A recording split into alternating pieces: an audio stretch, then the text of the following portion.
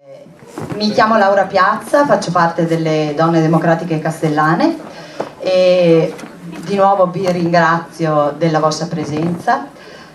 Vorrei chiamare per un saluto e per un ringraziamento le persone che hanno reso possibile questo incontro, con particolare riferimento alla rappresentante della Conferenza regionale delle Donne Democratiche del Veneto, Raffaella Salmaso. Porto io personalmente i saluti della rappresentante della Conferenza invece provinciale di Treviso, Giulia Zangrando, che per motivi di lavoro non ha potuto essere presente questa sera, ma ha un bellissimo lavoro e per fortuna insomma che lei lo svolge così egregiamente con tanta passione. E le Donne Democratiche Castellane qui rappresentate da Rosa Anna Di Gaetano, le Donne Democratiche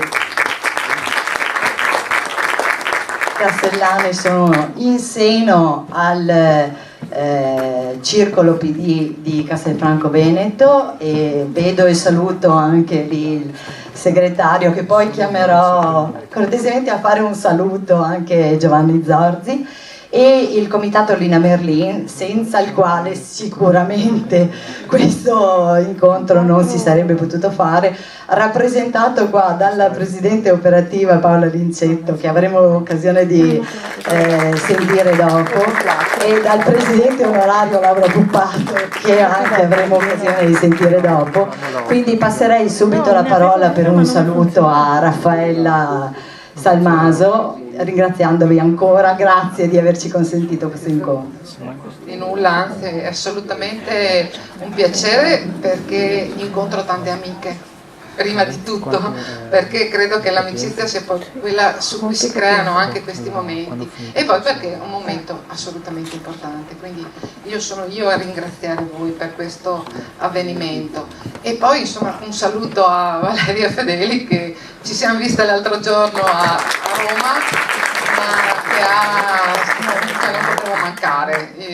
Dove posso incontrarla vado sempre volentieri, e averla qua per questa occasione io credo che sia una cosa importantissima, perché la nostra senatrice, senza nulla togliere a Laura, la nostra senatrice, intendo la Lina Merlin, è importante che ci sia Valeria, che è la vicepresidente vicaria del Senato. Quindi io sono qua per ascoltare loro, che so essere molto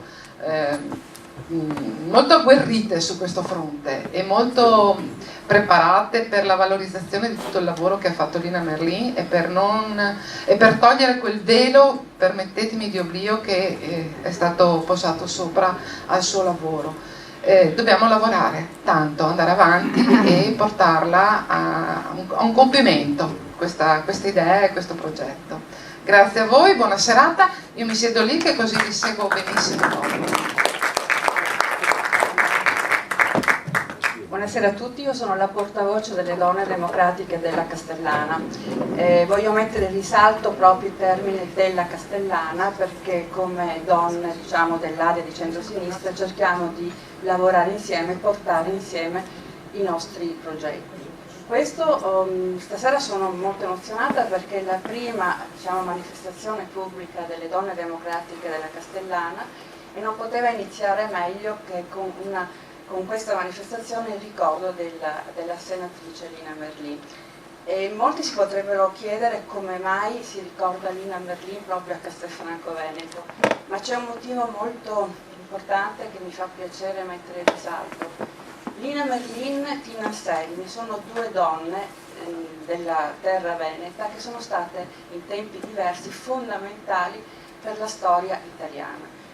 E per cui come donne di oggi non possiamo che cercare di conoscere, apprezzare e seguire l'esempio di queste due donne.